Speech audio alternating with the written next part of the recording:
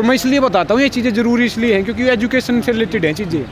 हर चीज़ का समाधान एजुकेशन से होता है, हर चीज़ का समाधान।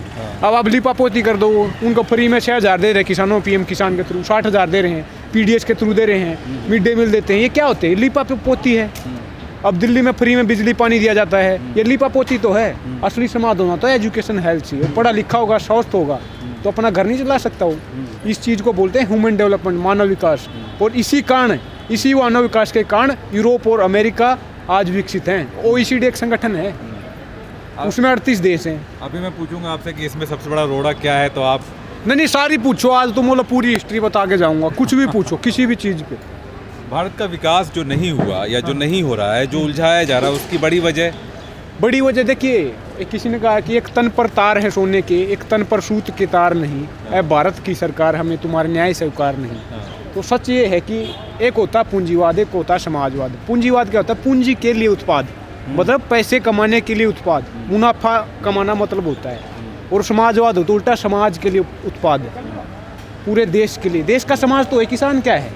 गांव, गरीब, किसान, मजदूर, पिछड़ा, दलित, आदिवासी, अल्पसंख्यक महिलाएं, ये पिछड़े तबके होते हैं। अगड़ा पिछड़ा के नाम पे समझ रहे हो कैसे तोड़ा फोड़ी होती है। तो वो समाजवाद की बात करता है। जब हमारा देश आज़ाद हुआ तो दो व्यवस्था होती है, मैंने समाजवाद पूंजीवाद बताया। तो हमारे देश ने बीच का रास्ता अपनाया था कि हम कारखाने भी लगाएंगे, क्योंकि नया देश आज़ाद हुआ है, हमें इंडस्ट्रियों की ज़रूरत है। नए डैम्स बनाए जाएंगे, इंस्टीट्यूशन खड़े किए जाएंगे, IIT, IIM वगैरह। ये तो सरकारी हैं, लेकिन प्राइवेट भी सिस्टम होगा, पब्लिक भी सिस्टम होगा। लेकिन 1991 के बाद जो पॉलिसी आई ना, BOP क्राइसिस हुआ, बैलेंस ऑफ पेमेंट क्राइसिस हुआ, तो उसके बाद LPG का सिलेंडर लेके आए। सिलेंडर इसलिए बोल रहा हूँ कि लिबरलाइजेशन, प्राइवेटाइजेशन को उदारीकरण आ गया। मतलब कोई भी बाहर से आएगा, यहाँ कंपनी लगाएगा, लूट खसोट के चला जाएगा। अब कंपनी कौन लगाता है? कंपनी आप अपना पैसा आप वहीं लगाओगे जहाँ आपका मुनाफा होगा, सोच समझ के।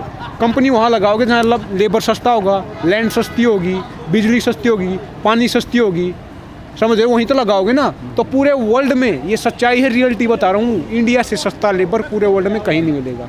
तो इस कारण ये नुकसान हो रहा है। और ये उदारीकरण की पॉलिसियाँ, मतलब मैं उसके खिलाफ नहीं हूँ, क्योंकि आजकल माना जाता है, क्योंकि उदारीकरण फिर डेमोक्रेसी में आता है, जब पॉलिटिकल तरीके से आता है। वो आपकी बड़ी लड़ाई है जी, है ना, उदारीकरण को लेके, सोशलिज्म को लेके।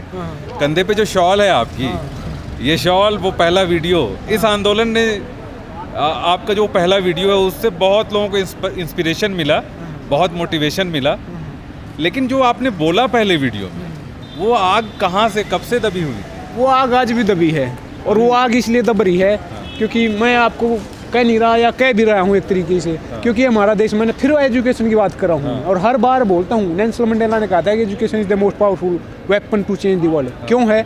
अब हमारे देश में अनपढ़ता है, अनएजुकेशन है, उन लोगों को काम की बात पसंद नहीं है, उनको मजाक चाहिए, मसाला चाहिए। मसाला मेरे पास तो है नहीं, तो शायद वो आग दब रही है, मतलब, और दबी नहीं है। मतलब वो किसी भी चीज़ को दबाते वो निकल के आती है। अम्बेडकर जी ने कहा था कि शोषण का उसको पता होता है, जिसको जो शोषित होता है। ये शोषण है एक तरीके से, तो ये सिस्टम है, ये दबा हुआ है। आप देख लेना, मतलब दोबारा निकले। समझाते हो नौजवानों को, बात करते हो उनसे? बिल्कुल समझाता हूँ। मैं तो इतनी बार तो झगड़ जाता हूँ। मेरे खुद ताऊ का लड़का मुझे मुसलमान बोल रहा है फेसबुक ID पे। मेरे 15 साल, मेरे से 15 साल बड़ा है, उसने मुझे हाथों खिलाया है। क्यों बोल रहा है? क्योंकि मैं सेकुलरिज्म की बात करता हूँ, देश जोड़ने की बात करता हूँ, सबको साथ मतलब आना, एकता की बात करता हूँ, संविधान की बात करता हूँ। इसलिए ये सच्चाई है। सबसे बड़ा घटिया आज देश में वो माना जाता है जो न्यूट्रल है, जो गरीब की बात करता है, जो शोषित, पीड़ित, प्रताड़ित और वंचित की बात करता है, वो घटिया माना जाता है। ये सच्चाई है। किसी ने कहा था कि हिंदू, मुस्लिम, सिख, ईसाई, समझो अपनी शान को, मजहब की दीवारों में मत बांटो हिंदुस्तान को। आज बांट दिया है देश को, हिंदू मुसलमान के नाम पर, जात पात के नाम पर, भाषा वर्ग के नाम पर, लिंग के नाम पर, आइडेंटिटी के नाम पर। ये मोबिलाइजेशन होना पड़ेगा। ये किसान आंदोलन था, ये ख़त्म हो गया। क्या हासिल करके जा रहे हैं? जो 4 जून 2020 को सिचुएशन थी ना, वहीं पे हैं, बैक टू स्क्वायर वन। 1.5 साल से 2 साल से लड़ रहे हैं। कहीं के नियम कानून वापस हुए। सिर्फ कानून किस लिए वापस हुए? क्योंकि ज़मीनें बिकने वाली थी, तो वहीं पे आगे जाने शुरू हुआ था। वो हल्ला इतना मचा है। इसका फ़ायदा ये हुआ है कि देश के निवासी ये जानने लगे किसान भी कोई चीज़ है, MSP भी कोई चीज़ है। ये फ़ायदा हुआ है। तो मैं ये कहना चाहता हूँ अल्टीमेटली कि लंबी लड़ाइयाँ हैं।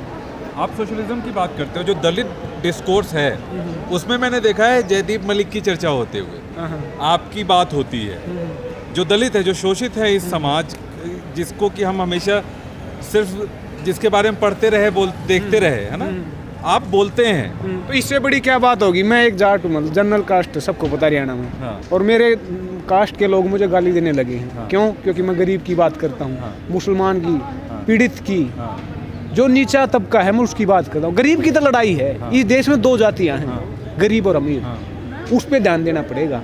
तो मतलब गरीब की बात करता हूँ। और गरीब आप उठा के देखो तो वही होगा, दलित मिलेंगे, मुसलमान मिलेंगे, हाँ। आदिवासी मिलेंगे। उसकी आवाज उठाओगे तो आप घटिया हो। इस आंदोलन ने एंटीनेस कुछ दिया है दलितों को या शोषितों को, मुसलमानों को, कुछ इससे मिला? सोच दी, एक सोच डेवलप होगी यहाँ से, एक सोचने लगे कि हाँ भाई ये चीज़ें हो रही हैं। हाँ। क्योंकि सब तो पढ़े लिखे नहीं, फिर मैं वही बात कर रहा हूँ पढ़ाई लिखाई की। क्योंकि पढ़ाई लिखाई से साइंस डेवलप होता है, थॉट प्रोसेस डेवलप होता है, सोच विचार करने लगता आदमी, क्रिटिकल थिंकिंग, अंडरस्टैंडिंग डेवलप होती है।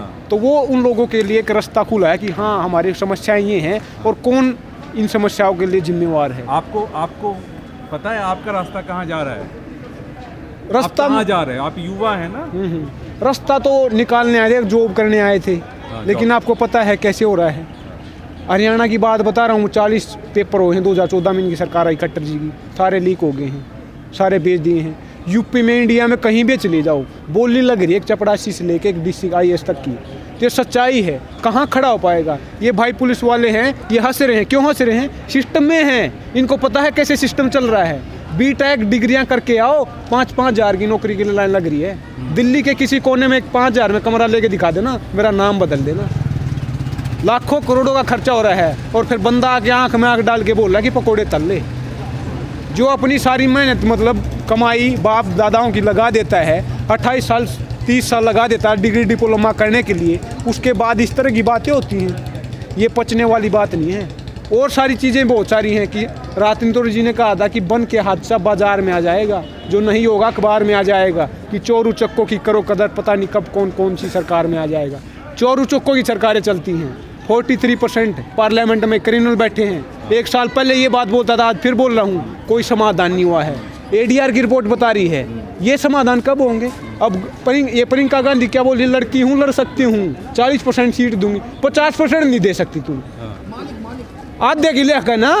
आप अच्छाई तो कर रहे हो, थोड़ी कम क्यों करे? पूरी करो ना, तो समझ रहे हो। और उसके लिए खुश हैं, मोबिलाइज हो रहे हैं, अच्छी बात है।